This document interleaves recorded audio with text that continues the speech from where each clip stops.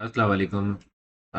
Today is our topic regarding the bid submission and GRC grievance committee proceedings in E pads. ठीक है। तो इसमें supplier side से भी आप देख सकते हैं, अगर आप सप्लायर हैं और अगर आप प्रोक्यूरिंग एजेंसी हैं तब भी आप इसको देख सकते हैं। दोनों तरफ के पूरे पूरे प्रोसीजर हैं कि किस तरीके से अगर आप सप्लायर तो आपने कंप्लेन करनी है और किस स्टेज पे आप कंप्लेन करना आपको अलाउ है और किन बेसिस के ऊपर। तो सबसे पहले आप भी एक प्रोक्योरिंग एक्टिविटी, मैंने ये सप्लायर पोर्टल नहीं, ये है प्रोक्योरिंग एजेंसी का पोर्टल है। प्रोक्योरिंग एजेंसी कोई भी लॉगिन करेगी तो फिर उसके बाद प्रोक्योरमेंट प्लान से ऐसा उसको नजर आएगा। और आपने एक एक मैंने इसमें ना एक्टिविटी पब्लिश की हुई है और दो बिड्स भी सबमिट कर दिए हैं। एक बिड मैंने सबमिट नहीं की है।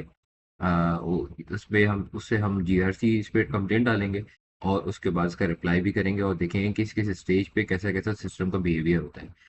तो अगर हम रूल पोजीशन पे आते हैं तो पहला मौका हमारे पास होता है सप्लायर के पास ग्रीवेंस कमेटी में ग्रीवेंस डालने के लिए। तो उसमें आप बिडिंग डॉक्यूमेंट्स जो प्रोक्योरिंग एजेंसी ने अपलोड किए होते हैं, अगर आप समझते हैं कि वो बिडिंग डॉक्यूमेंट्स जो है पेपरा के रेगुलेटरी फ्रेमवर्क से हट के हैं या उसमें कोई चीज़ ऐसी है जो कि किसी एक बिडर की तरफ लेके जा रही है, तो आप उस बिडिंग डॉक्यूमेंट्स के ऊपर कंप्लेन कर सकते हैं बिड ओपनिंग से पहले पहले तक। ये पेपरा रूल्स है 48, रूल नंबर 48(2). इसमें एलिजिबिलिटी पैरामीटर्स अगर आप समझते हैं कि वो गलत है या एवोल्यूशन क्राइटेरिया गलत है या कोई ऐसी अदर टर्म्स एंड कंडीशन जो कि बिडिंग डॉक्यूमेंट में लिखी हुई है और वो कॉन्ट्रेरी है प्रोक्योरमेंट रेगुलेटरी फ्रेमवर्क से, तो आप उस पर well before proposal submission deadline से पहले पहले आप उस पे कंप्लेन कर सकते हैं। ठीक है। ये पहली स्टेज है। तो पहली स्टेज में अभी हमने बिडिंग प्रोसेस जो है स्टार्ट किया हुआ है और ये प्रोक्योरमेंट एक्टिविटी जो है हमने पब्लिश की हुई है। अब मैं इसको माइक्रोसॉफ्ट एज पे मैंने ये सप्लायर पोर्टल खोला हुआ है। सप्लायर को एक्टिव टेंडर्स के अंदर जाके सारी प्रोसीडिंग्स ऐसे नजर आती हैं। तो जब सप्लायर ने ये ऑटोमेशन 3 सप्लायर है, बाकी 1 और 2 से मैं बिट इसमें डाल चुका हूँ। ठीक है।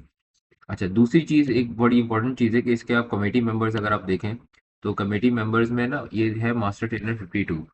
यानी कि प्रोक्योरिंग एजेंसी में दो कमेटी आपको दो कमेटी ऐड करती हैं। एक प्रोक्योरमेंट कमेटी होती है और एक ग्रीवेंस कमेटी होती है। प्रोक्योरमेंट कमेटी के अंदर मास्टर ट्रेनर 52 जिससे मैं लॉगिन हुआ हूँ अभी, ये आईडी है जो कि प्रोक्योरिंग कमेटी के कन्वीनर है। और बाकी जीआरसी एक ऑर्गेनाइजेशन की अगर है तो उसके अंदर ये देखें मास्टर ट्रेनर 70 को मैंने कन्वीनर बनाया हुआ है। इस आईडी से ही ग्रीवेंसेस का रिप्लाई दिया जाता है और बाकी दूसरी आईडीज पे ग्रीवेंस नजर नहीं आती है। खाली जो ग्रीवेंस कमेटी के मेंबरान होते हैं और उनको जो जीआरसी है, जीआरसी की कंप्लेंट्स हैं वो नज़र आती हैं और सिर्फ उनका जो कन्वीनर है वो उसको क्लोज एंड कर सकता है रिप्लाई करके। ठीक है। मास्टर ट्रेनर जब भी हम जीआरसी के रिप्लाई करेंगे तो मास्टर ट्रेनर 70 से करेंगे।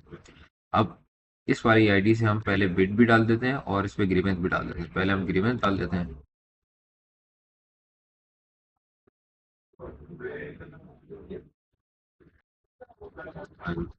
On eligibility criteria prescribe in bidding documents. यहाँ पर आपने जो लेटर लिखेगी सप्लायर साइड की मैं बात कर रहा हूँ, सप्लायर वो यहाँ पे लेटर अपलोड करेंगे। अपलोड करने का मकसद ये नहीं है कि आपकी आपकी जीआरसी सबमिट हो गई। जब तक जीआरसी यहाँ पर रिफ्लेक्ट नहीं होगी, जब तक आपकी जीआरसी सबमिट नहीं होगी। Save and submit. अब आप देखें इसको, आपकी जीआरसी ग्रीवेंस जो है वो इस पे आ चुकी है। ठीक है। अब आप इसके ऊपर बिड भी डाल दें। इशू डेट,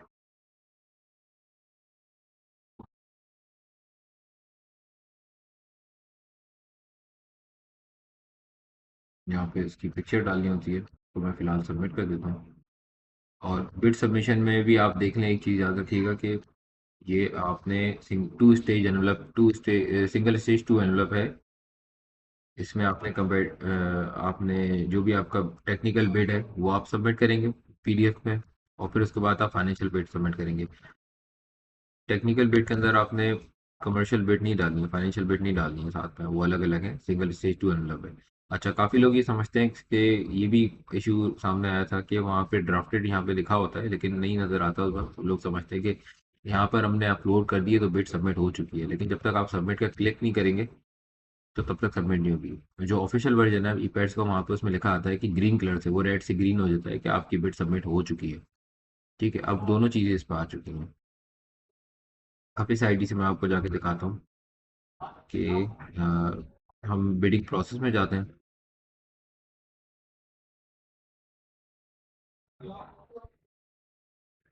बिडिंग प्रोसेस में जाने के बाद जो हमारा टेंडर है, procurement of good GRC test case, ठीक है। अच्छा, इसमें ये बटन, ये अब सप्लायर पोर्टल पे नहीं है, अब हम प्रोक्योरिंग एजेंसी के पोर्टल पर हैं। जब भी आप बिड्स ओपन करेंगे तो यहाँ इस ऑप्शन से आके ओपन करेंगे, और इसमें आपको, यहाँ पे आपको जीआरसी की प्रोसीडिंग्स का बटन नज़र नहीं आएगा क्योंकि आप उसके मेंबर नहीं हैं। ठीक है, और क्लैरिफिकेशन को मैं पास करता हूँ। अच्छा, दूसरी चीज़ ये है कि अभी आप देखिए, नोट कीजिएगा कि ये मुझे टेंडर ओपन करने देगा। अभी सिस्टम में इसकी अपडेट चल रही है, जिसके बाद अगर कोई ग्रीवेंस आई भी होगी तो वो सिस्टम उसको, आपको बिड ओपन नहीं करने देगा। ठीक है, तो यही चीज़ मैं टेस्ट करके आपको भी आपको दिखा देता हूँ। हाउएवर, अगर सेकंड स्टेज पे आप ग्रीवेंस डालते हैं तो फिर सिस्टम लॉक कर देता है। ये सप्लायर अटेंडेंस है, तो ये 3 बिड्स मेरे पास आएगी। अच्छा, इन द मीन टाइम, बल्कि मैं पहले डाउनलोड कर लेता हूँ फिर उसके बाद में जाता हूँ मैं दिखाने, जस्ट टू शो यू कि अभी फिलहाल बिट्स डाउनलोड हो रही है, ठीक है ना। वरना ये बिट्स नहीं डाउनलोड होगी अगर ग्रीवेंस आई हुई होगी तो इन द मीन टाइम मैं इससे लॉग आउट करता हूँ, और ग्रीवेंस कमेटी की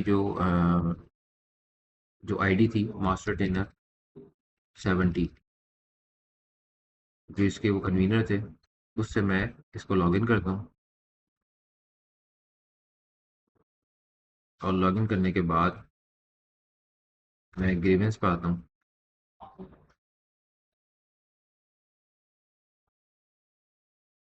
यहाँ से ग्रीवेंस में मैं आया, और यहाँ पे देखें ये ग्रीवेंस में मैंने ओपन की, शो ग्रीवेंस की है। ये देखें, ये मेरे पास ग्रीवेंस आ गई नज़र। ठीक है, और यहाँ पर जाके हम इसका रिप्लाई कर सकते हैं। ये जीआरसी ऑटो क्लोज हो गई है। मैंने बताया ना कि इसमें अभी जो है, क्योंकि बिड मैंने वहाँ पे ओपन कर लिया है, तो इस वजह से ये ऑटो क्लोज हो गई है। हाउएवर, अभी जो सिस्टम अपडेट होने के बाद ना ही आपकी बिड ओपन होगी, और ना ही आपका जो है टेंडर प्रोसीडिंग्स होगी। ठीक है, तो आपकी बिड्स भी ओपन नहीं होगी, और आपका जो है जीआरसी की प्रोसीडिंग्स भी नहीं होगी। अच्छा, ठीक है, तो अब हम इसकी बिडिंग प्रोसेस को मज़ीद आगे बढ़ाते हैं, और फिर इसको सेकंड स्टेज के ऊपर हम ग्रीवेंस डालेंगे।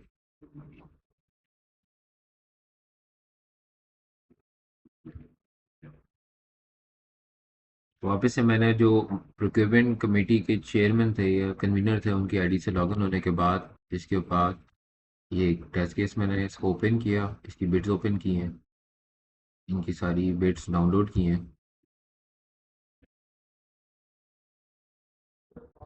बिड डाउनलोड करते ही टाइम स्टैम्प आ गया कि आपने कितने बजे बिड डाउनलोड किए।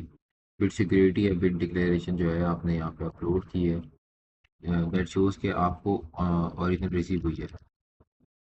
रिसीव, ये तीनों में ये सिमिलर प्रोसेस किया है। अच्छा, ये तीनों की हमने बिड सिक्योरिटीज भी अपडेट कर दी हैं, ओरिजिनल रिसीव्ड, और बिड डाउनलोड्स भी कर ली हैं। अच्छा, अभी देखें, ऑटोमेशन 3 जो सप्लायर है ना, इसको हम डिस्क्वालीफाई करेंगे, एंड 1 एंड 2 को हम क्वालिफाई कर देंगे। तो इसमें मैंने 1 को क्वालिफाई किया, क्वालिफाइड।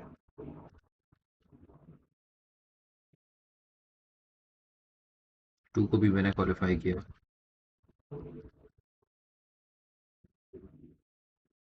और 3 को मैं डिस्क्वालीफाई कर रहा हूँ।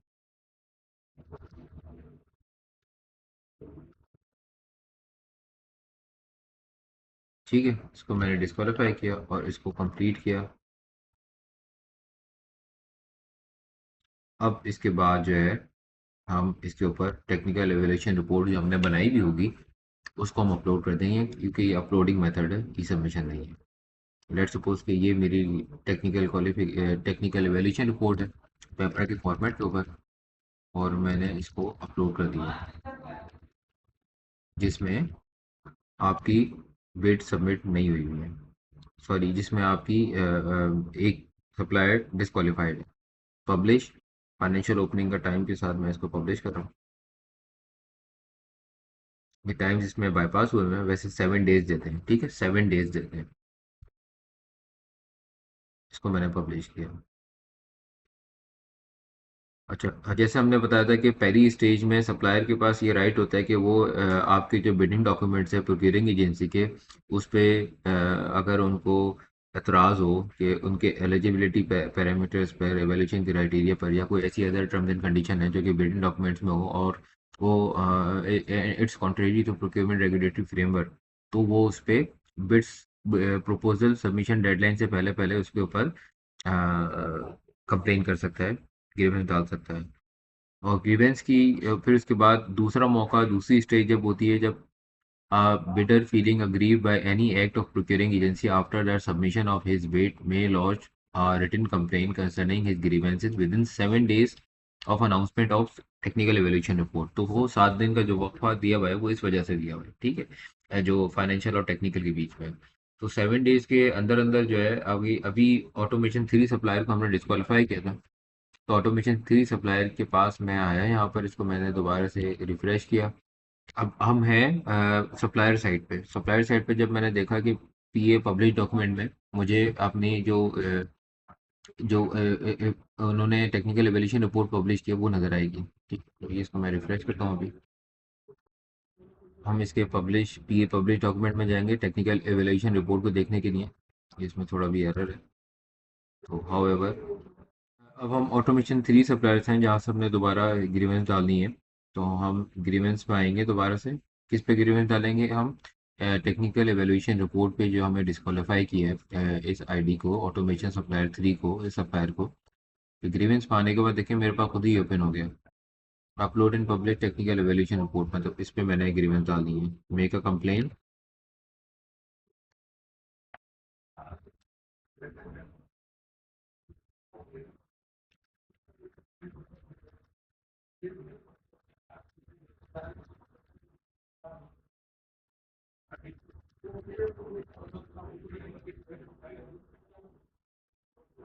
ठीक है, ये मैंने कंप्लेंट डाली और यहाँ पर मैंने रिटर्न कंप्लेन दी। इसको मैंने सेव एंड सबमिट किया। प्लीज अपलोड फाइल पे, अपलोड एंड सबमिट। ठीक है, इसके ऊपर ग्रीवेंस आ चुकी है। 2 ग्रीवेंस है, ठीक है ना, ये ओपन है, ये क्लोज हो गई है और एक ओपन है। ये जो टेक्निकल एवोल्यूशन वाली है, ये ग्रीवेंस स्टेप, पहले स्टेप था पब्लिश टेंडर, ठीक है ना, दूसरा स्टेप है टेक्निकल एवोल्यूशन। ये टेक्निकल एवोल्यूशन वाला सेकंड स्टेप। अच्छा, अब मैं मास्टर ट्रेनर 52 के आईडी से लॉगिन हुआ, जो कि मेरा प्रोक्योरमेंट कमेटी के चेयरमैन है। मैं यहाँ से जीआरसी को ओपन करने की कोशिश करता हूँ कि क्या मुझे नज़र आती है जी ग्रीवेंस। तो देखें, ये मुझे बता रहा है you are not a member of this activity. हम ठीक, तो फिर मुझे ग्रीवेंस कमेटी के जो जो कन्वीनर है उनकी आईडी से लॉगिन होके ग्रीवेंस का रिप्लाई देना होगा। यहाँ पर मैंने लॉगिन किया। लॉगिन करने के बाद जीआरसी और यहाँ पर टेस्ट केस, अब मैं यहाँ पे शो करूँगा तो मुझे शो हो जाएगी कंप्लेन, ठीक है ना, ये इसकी स्टेटस ओपन नज़र आ रहा है और मैंने इसका रिप्लाई देना है, अपडेट स्टेटस। अब 10 डेज के अंदर अंदर ग्रीवेंस कमेटी ने डिसाइड करना है उसका सप्लायर का फेट। ये देखें यहाँ पर लिखा हुआ है, the GRC shall investigate and decide upon the complaint within 10 days of its receipt. ठीक है, इज नॉट मेंटेनेबल, मतलब यहाँ पे पूरी रीजनिंग लिखनी होती है आपको क्लॉजेस के हिसाब से कि आप टेक्निकल एवेल्यूशन में इसलिए फेल हुए थे, आपका ये वाला क्लॉज है वेरियंट डॉक्यूमेंट्स का जिसमें आपने एवेल्यूशन क्राइटेरिया में पास नहीं किया, तो आपकी ये मार्किंग आएगी। डिसीजन डेट आपने डाल दी, ऑफिशियल लेटर है वो आप डाल देंगे, यहाँ पे अपलोड करेंगे, ठीक है, और फिर उसके बाद आप इसको क्लोज या रिजेक्ट कर देंगे, रिजेक्ट, सेव एंड सबमिट। ठीक है, on the committee convener can take a decision. Committee convener की ही आईडी से मैंने किया है, तो इसको मैं देख लेता हूँ अभी।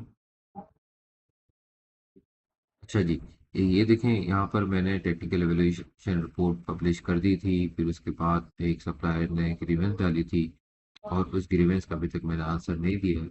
तो जैसे ही सिस्टम का ये बिहेवियर होगा कि जब तक आप इस स्टेप को कंप्लीट नहीं कर सकते जब तक ग्रीवेंस सारी आंसर नहीं दी होंगी। ठीक है, तो अब अगले स्टेप में मैं ग्रीवेंस का आंसर दे के इसको क्लोज कर चुका हूँ। अब हम नेक्स्ट स्टेप पे पढ़ेंगे, और technical evaluation report successfully publish भी हो गई और सॉरी अपलोड, वो स्टेप भी कंप्लीट हो गया, और हम फाइनेंशियल ओपनिंग के डे पे खड़े हैं। तो आज इसकी फाइनेंशियल ओपनिंग है स्टैंडर्ड की। तो अब तक हमने पहला स्टेप कंप्लीट किया ग्रीवेंस का, जिसमें हमने प्रोक्योरिंग एजेंसी के एलिजिबिलिटी क्राइटेरिया, एवेल्यूशन क्राइटेरिया और अदर टर्म्स एंड कंडीशन जो कि they were found contrary to the provision of procurement regulatory framework, और जो बिट क्लोजिंग के सबमिशन के टाइम से पहले पहले थी, उस पर हमने रिप्लाई दे दी। ठीक है, फिर उसके बाद नेक्स्ट स्टेज पे जब टेक्निकल एवेल्यूशन रिपोर्ट पब्लिश हुई, और उसके 7 दिन के अंदर अंदर हमने दूसरे सप्लायर से ग्रीवेंस डाली जिसको डिस्क्वालीफाई किया था, उसकी ग्रीवेंस को रिड्रेस करके उसका जवाब दिया कमेटी कन्वीनर की आईडी से। थर्ड नंबर पे हमारे पास चांस होता है जब हम फाइनल एवेल्यूशन रिपोर्ट को पब्लिश करते हैं। फिर उस पर अगर किसी बिडर को एतराज़ हो तो वो थर्ड एंड लास्ट स्टेप पे ग्रीवेंस डाल सकता है। लेकिन कोई भी सप्लायर जो लास्ट स्टेज, थर्ड स्टेज होगी, जो फाइनल एवेल्यूशन रिपोर्ट पे एतराज़ करेगा, वो टेक्निकल क्राइटेरिया के ऊपर या एलिजिबिलिटी क्राइटेरिया पे नहीं होना चाहिए, तो कंप्लेन आपकी रिजेक्ट हो जाएगी। नंबर 3, अगर तो वो सिंगल स्टेज सिंगल एनवलप है तो वो टेक्निकल से बात कर सकते हैं, क्योंकि उसमें सिंगल प्रोसीडिंग्स होती है। ठीक है, अच्छा उसके बाद फिर हम जैसे कि देखते हैं कि ये हमारी टेक्निकल एवेल्यूशन रिपोर्ट हमें पीए पब्लिक डॉक्यूमेंट में पब्लिश्ड नज़र आ रही है। अब हमने इसके ऊपर ग्रीवेंस अपलोड करनी है, लेकिन सबसे पहले हमें इसकी फाइनेंशियल रेट ओपन करनी है, और फिर इसके बाद हम उसको ग्रीवेंस डालेंगे। फाइनेंशियल बिल ओपन करने के लिए नाम हमने डाला जो आपने प्रिंट सेट किया हुआ है, और फिर इसके बाद इन स्टेप्स को आपने कंप्लीट किया, जिस तरह टेक्निकल बिल ओपनिंग में हमने इन स्टेप्स को कंप्लीट किया। फाइनेंशियल ओपनिंग की 3 बिड्स हैं, इसमें से एक एक करके हम अपलोड करेंगे, डाउनलोड करेंगे। और ये इस तरह से हमारे पास तीनों बिट्स डाउनलोड हो गई हैं, और यहाँ पे क्लिक हो गया डाउनलोडेड का। इसके बाद इस स्टेप को कंप्लीट करेंगे, और कंप्लीट करने के बाद यहाँ पे सप्लायर सिलेक्शन में आएंगे। अब लेट सपोज कि आपके पास 3 सप्लायर्स हैं। ठीक है, 3 सप्लायर में से आप एक सप्लायर 3 को, हमने यहाँ पे कौन सा खोला हुआ है, ओपन किया हुआ है, और 1 को आप डिस्क्वालीफाई करते हैं, बाकी इन 2 को आप सेलेक्ट करते हैं। First most advantages, second most advantages, और आप इस स्टेप को कंप्लीट करते हैं। यहाँ पे हमने रीज़न देना है,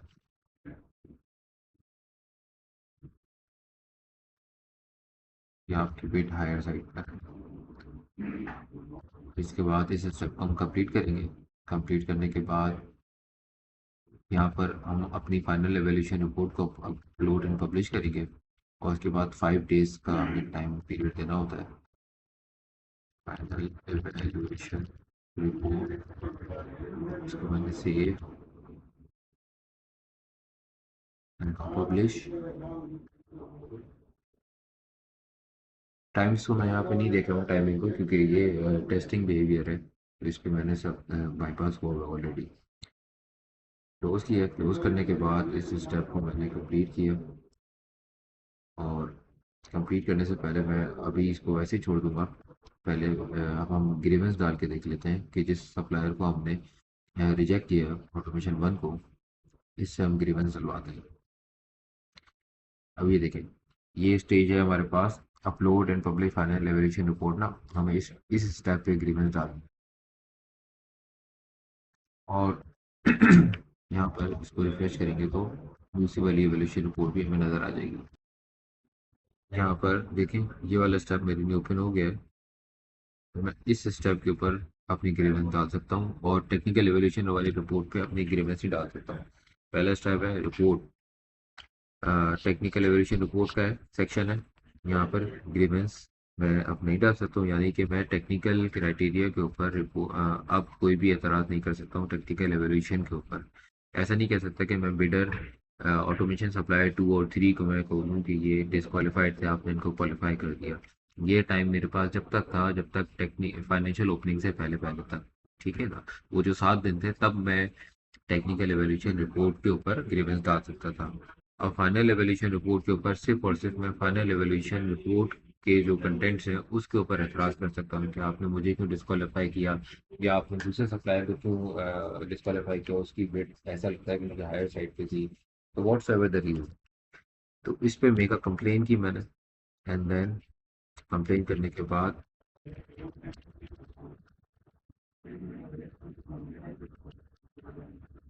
फाइनल एवोल्यूशन रिपोर्ट जो भी आपका कंटेंट है वो आपने लिखा है, उसके बाद यहाँ पर आपने अपलोड करेंगे जो आपकी ऑफिशियल कंप्लेन है ऑन लेटर, इसको सबमिट करेंगे।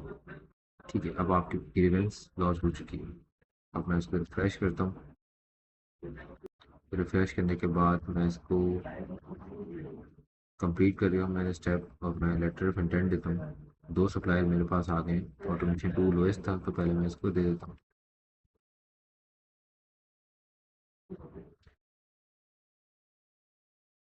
Save and send. ठीक है, अब मुझे इस आईडी से पहले करके देखना पड़ेगा, और ताकि स्टेप कंप्लीट करके आपको दिखाना है कि स्टेप कैसे रोकता है फाइनल कॉन्ट्रैक्ट अवार्ड करने से पहले पहले, जब तक जीआरसी का आंसर नहीं आता। ऑटोमेशन सप्लाई 2 की आईडी से मैंने इसको लॉगिन किया। लॉगिन करने के बाद मैं एल एक्सेप्ट कर रहा हूँ। यहाँ पे देखिए मेरे पास दोनों फाइनल एवोल्यूशन रिपोर्ट आई हुई है। एल एक्सेप्ट करने के बाद यहाँ पर भी सेम रिफ्लेक्ट एल एक्सेप्टेड, और फिर इसके बाद मैं इसको आगे बढ़ता हूँ। तो फाइनल एवोल्यूशन रिपोर्ट के बाद हमने ग्रीवेंस डाली, तो फिर सिस्टम ने कॉन्ट्रैक्ट अवार्ड करने से रोका है। अब जो ग्रीवेंस कमेटी का जो चेयरमैन है, जब तक वो इनकी कंप्लेन को एड्रेस नहीं कर देते तब तक ये कंप्लेन, जब तक कॉन्ट्रैक्ट अवार्ड नहीं हो सकता है। तो ये आज का प्रोसेस था ग्रीवेंस कमेटी के हवाले से कि इसकी प्रोसीडिंग्स कौन कौन से स्टेज पे हो सकती हैं और कैसे कैसे हो सकती हैं। 3 स्टेजेस हैं जिस पे सप्लायर्स ग्रीवेंस कर सकते हैं, और प्रोक्योरिंग एजेंसी उस पर कैसे प्रोसीजर करेगी और उसको किस तरीके से आगे लेके चलेगी। ठीक है, थैंक यू वेरी मच।